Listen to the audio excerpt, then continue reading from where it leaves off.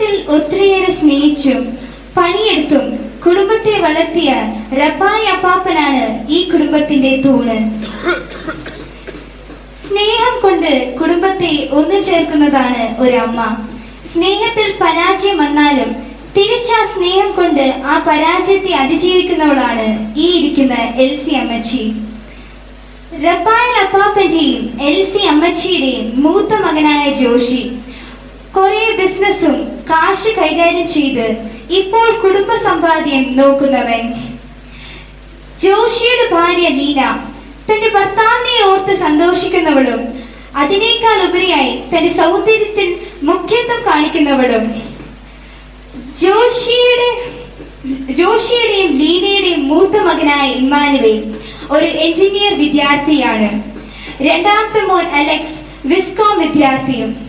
ഇനി നമുക്ക് ഈ പുത്തൂർ തറവാട്ടിൽ നടക്കുന്ന അവരുടെ അനുദിന ജീവിതത്തിൽ നമുക്ക് നോക്കാം.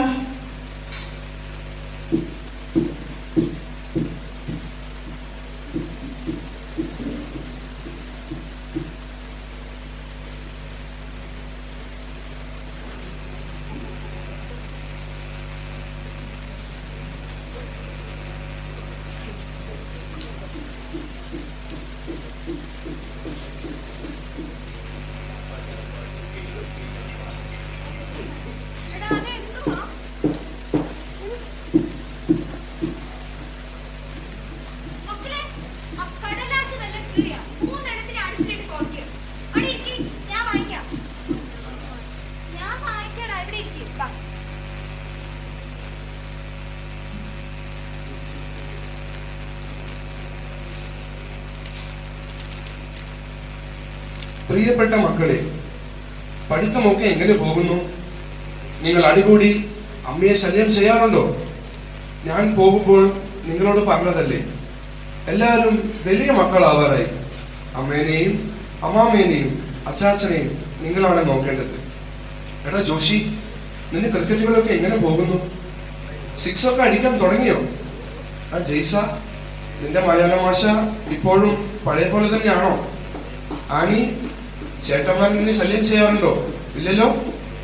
മക്കളെ, അച്ഛൻ ഇനി 8 മാസത്തിന് ശേഷം വരും. നിങ്ങൾക്ക് വാങ്ങാനുള്ള ചോക്ലേറ്റും നിങ്ങൾക്ക് വേണ്ടിക്കാനുള്ള കളിപ്പാട്ടും ഒക്കെ ഞാൻ മേടിച്ച് കരുതിയിട്ടുണ്ട്. ആനിക്ക് വേണ്ടി ബാർബി ഡോൾ എന്തായാലും വാങ്ങിയിട്ടുണ്ട്. നിങ്ങൾ അച്ഛനെ കത്തെഴുതണം കേട്ടോ. ജയ്സ, അവസാനത്തെ തവണ പോലെ ഇപ്രാവശ്യം ഒരു ചിത്രം നീ വരയ്ക്കണം.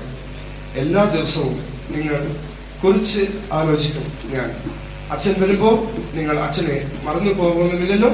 സ്നേഹത്തോടെ അച്ഛൻ. എന്റെ എൽസി, നീ ഇവിടെ ഉണ്ടായിരുന്നെങ്കിൽ എന്ന് ഞാൻ ചിന്തിക്കാത്ത ദിവസമില്ല. കിടക്കുമ്പോൾ നിന്നെ പ്രതീക്ഷിച്ച് അറിയാതെ ഇടത്തോട് നോക്കി ഞാൻ പോവാറുണ്ട്.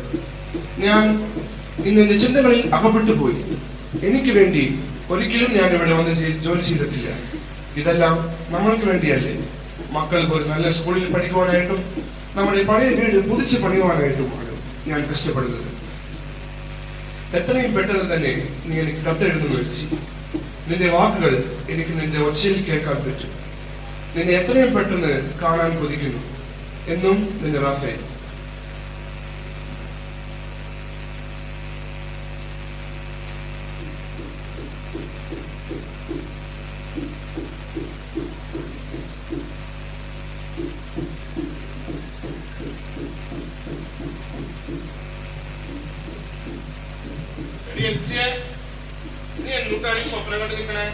ഒന്നുമില്ല എന്റെ ഇച്ചായ, നമ്മുടെ പഴയ കാര്യങ്ങള്.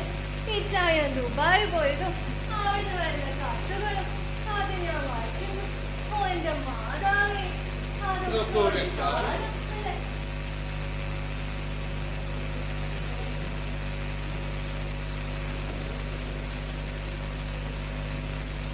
Hello guys, if you are Alex on your Putur Tharawat channel, please, my apartment, my apartment, and my Amici, Elsie Amici, Oka Amici. ഇതാണ് എന്റെ അമ്മച്ചി, ഒരു ചിരിക്ക അമ്മച്ചി. ഓ, ഇഷ്ടപ്പെട്ടെങ്കിൽ കമന്റ് ചെയ്യുക.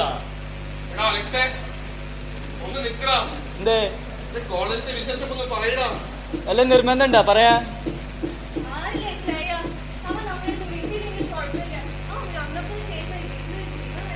ഞാനിങ്ങനെ വാട്സപ്പ് ചെയ്ത് വിടാം, ഞാനേ കണ്ടോ. പറയാനൊന്നും സമയമില്ല. ആരെങ്കിലും എന്റെ ലാപ്ടോപ്പിന് ചാർജർ ഉണ്ടോ? അപ്പാപ്പിന്റെ അമ്മമ്മേന്റെ ലാപ്ടോപ്പിന് ചാർജർ ഉണ്ടോ? ഞാൻ കണ്ടില്ല മോനെ.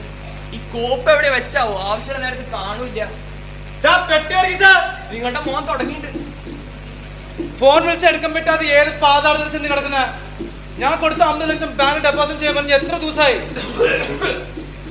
അപ്പ ഒന്ന് നിൽക്കോ, ഞാൻ ഫോൺ സംസാരിക്കാം. മോനെ, ലക്ഷങ്ങൾ കളിയാ, എന്റെ സ്വഭാവം മാറും. പക്ഷെ അത് പോട്ടെ, ഞാൻ ഇവിടുന്ന് ലോഡ് കയറ്റിയിട്ട് തൃശ്ശൂരിൽ എത്തിയ നിന്നെയൊക്കെ പണി ഏൽപ്പിച്ച് എന്നേടാ പറയണ്ടേ?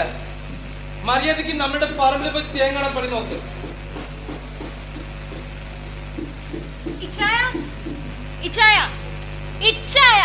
എന്താ ലീന, എന്റെ സാരി എങ്ങനെയുണ്ട്? എനിക്ക് ഈ ഓവിച്ചാറ് മാത്രമല്ലോ. ആ, നന്നായിട്ടുണ്ട്. ഓ, ഇച്ചായ, നമുക്കൊന്ന് പുറത്തു പോയാലോ? ഒരു സാരി എടുക്കണം. പോയ ആഴ്ചയില്ല ഞാൻ 15,000 സാരി വാങ്ങിച്ചു കൊടുത്ത. അത് നിങ്ങളുടെ കുഞ്ഞമ്മയുടെ മോളുടെ കല്യാണത്തിനല്ലേ? ഇതിപ്പോ എന്തിനാ? ഇതിപ്പോ എന്റെ അമ്മയുടെ മോളുടെ കല്യാണത്തിനാ. കശുവണ്ടി ബിസിനസ് എക്സ്പോർട്ട് മുതലാളിയുടെ ഭാര്യയാണ് ഞാൻ. അങ്ങനെ ഇരിക്കുമ്പോ കുറഞ്ഞത് 30 സാരി കൊടുത്തില്ലെങ്കിൽ ആർക്കാ മോശം? ഇച്ചായനാ. ശരി ശരി, ഞാൻ പൈസ തരാം. പക്ഷെ എന്റെ കൊണ്ട് വരാൻ പറ്റില്ല കേട്ടാ. ആ, അതൊക്കെ മതി. ആ, പിന്നെ ഇച്ചായ, ഈ ഡോളർ വെച്ച ചെയിൻ കൂടി ഒന്ന്. ഇതിപ്പോ എന്തിനാ? കശുവണ്ടി ബിസിനസ് മുതലാളി. അയ്യോ, അതൊന്ന് വിട്ടോ, വിട്ട് കളിയോ. ഞാൻ കാശ് തരാം, പോയി വാങ്ങിച്ചോ. അന്നാ കുഴപ്പമില്ല. ഈ ഇച്ചായൻ എന്നോടുള്ള സ്നേഹം കണ്ടോ? ശരി, നീ ഇപ്പൊ ഇങ്ങനെ ചെയ്തുകൊണ്ടിരുന്ന ഇവിടെ ഒരു തെങ്ങിനാടാ. ഒന്ന് പോവാ ചായ. ആ, സ്നേഹം. എന്റെ കാശൊക്കെ തീർത്ത് കഴിയാൻ ഇവിടെ കുറെ പേര് വന്ന് ചേർന്നുണ്ട്. എടി എൽസിയെ, പിന്നെ മരുന്നൊക്കെ കഴിഞ്ഞില്ലേ? അത് നമ്മുടെ ജോഷിമോന്റെ അടുത്ത് ഞാൻ പറഞ്ഞതാ. അവൻ ഈ മരുന്ന് മേടിച്ചു.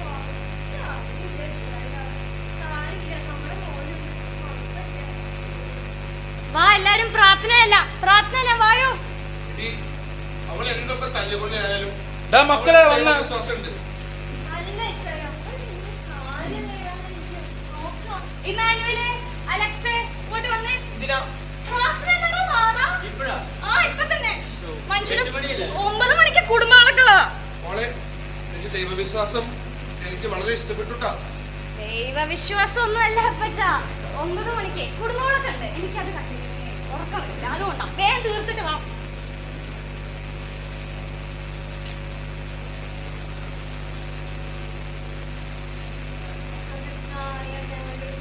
അത് വേണ്ട, ഞാൻ പ്രാർത്ഥന തുടങ്ങിയത് കഴിഞ്ഞില്ല ഇതുവരെ.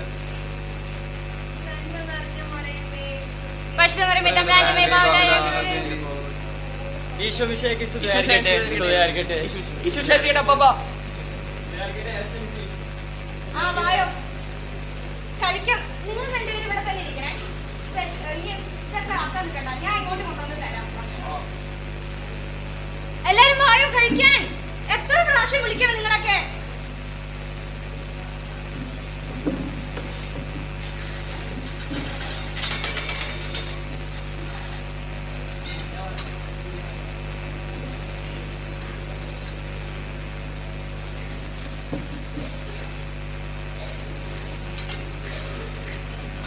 അതെ, ഞാൻ എനിക്ക് വിളമ്പിട്ട് ഞാൻ കേൾക്കും.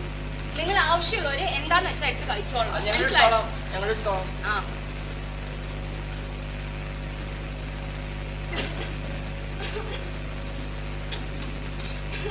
എനിക്കൊരു കാര്യം പറയാനുണ്ട്, പറഞ്ഞോട്ടെ. നാളെ ഞങ്ങളുടെ സ്കൂളിന്റെ PTA മീറ്റിംഗാ. അത് നിങ്ങൾക്ക് വരാൻ താല്പര്യമുണ്ടോ? എങ്ങനെയാ? എപ്പോഴും അമ്മ വരുന്ന പതിവ്, ഇപ്പോഴും അങ്ങനെ തന്നെ. എന്നാ ആ പതിവ് ഇന്ന് തെറ്റിക്കുന്നു. ഈ പ്രാവശ്യം അമ്മയല്ല, മോന്റെ ഇച്ഛ അപ്പനാ വരുന്നത്. അമ്മ അപ്പനൊന്നും നിർത്തണ്ട. കുറെ നേരമായി എല്ലാ കാര്യത്തിലും തല്ലുകൂടിയാണ്. ഈ കാര്യത്തിൽ ഞാൻ ഒരു തീരുമാനം എടുത്തിട്ടുണ്ട്. ഞാൻ പുറത്തുനിന്ന് ആൾക്കാരെ റെഡിയാക്കിയിട്ടുണ്ട്. നിങ്ങൾ ഇനി ഒരു ഉപകാരം ചെയ്താൽ മതി, ആ സമയത്ത് കയറി വരാണ്ടിരുന്നാൽ മതി. അല്ലടാ? അതെ. നീ അല്ലാണ്ട് ഇവരോട് ഇത് പറയൂ. അറിയാണ്ട് പറഞ്ഞു പോയതാ മോനെ. അപ്പൊ ശരി, എന്തെങ്കിലും ആവട്ടെ.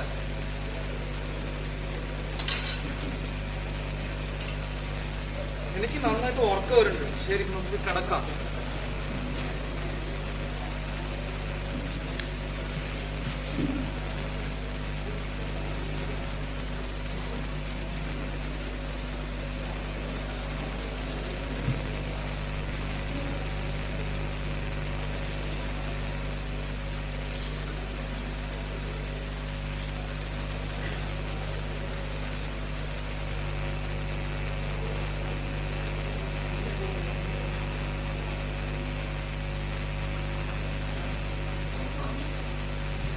അയ്യോ വേദനിക്കുന്നേ.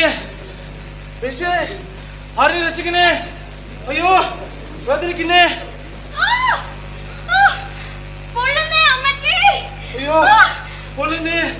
അപ്പച്ചാ കാണുന്നില്ല ഇതൊന്നും. അപ്പച്ചാ അമ്മച്ചി എന്നെ രക്ഷിക്കണേ. ഞാൻ ഭൂമിയിൽ അത്ര സമ്പാദിച്ചിട്ട് ഏത് പാവം ചെയ്യാണ്ട് ഇപ്പൊ എനിക്ക് ഏത് എന്റെ അവസ്ഥ എനിക്ക്. അപ്പച്ചാ അമ്മച്ചി രക്ഷിക്കണേ.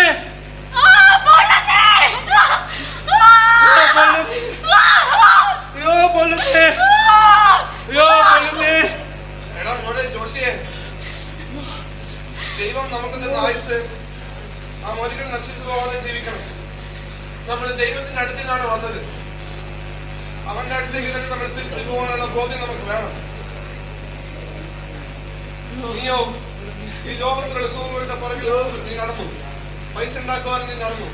അതുകൊണ്ടാണ് നീയും നിന്റെ ഭാര്യയും ഈ സ്ഥിതിയിലായിരിക്കുന്നത്. സഹനമില്ലാതെ സന്തോഷമില്ല, കുരിശില്ലാതെ സ്വർഗമില്ല. ഇത് നീ ഓർത്തോ. അപ്പച്ചാ എന്നോട് ക്ഷമിക്കണേ. ഞാൻ ജീവിതം ഞാൻ ഓർത്ത് നോക്കുമ്പോ ഞാൻ എത്ര പാപിയുടെ ജീവിച്ചത് എനിക്ക് അറിയുന്നു.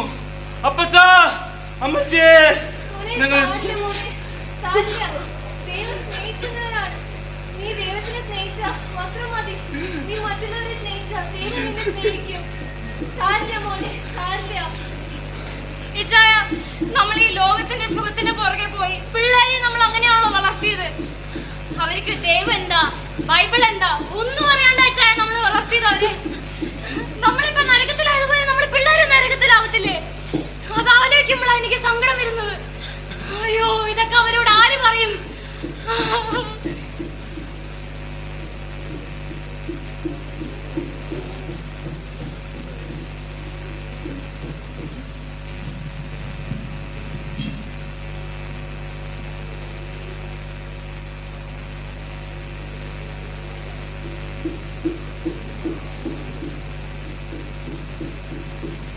കുടുംബം ഒരു കണ്ണാടിക്കുപ്പി പോലെയാണ്. ആ കുപ്പിയിൽ മദ്യമെന്ന ലോകസുഖങ്ങൾ, പൈസ എന്നിവ നിറച്ചാൽ അതിൽ കുടുംബത്തിലുള്ള മറ്റുവരെ നശിപ്പിക്കുന്നതും അതിൽ ജീവൻ ഉണ്ടാവുകയില്ല. പക്ഷേ ആ കുപ്പിയിൽ തന്നെ വെള്ളമെന്ന സ്നേഹം, കൂട്ടായ്മ, പ്രാർത്ഥന, പങ്കുവെക്കൽ എന്നിവ നിറച്ചാൽ അതിൽ കുടുംബത്തിലുള്ള മറ്റുവരെ ജീവൻ നൽകും. തലമുറകൾ തോറും ആ നന്മകൾ ആ കുപ്പിയിൽ വളർന്ന ചെടി പോലെ വളരുകയും ചെയ്യും.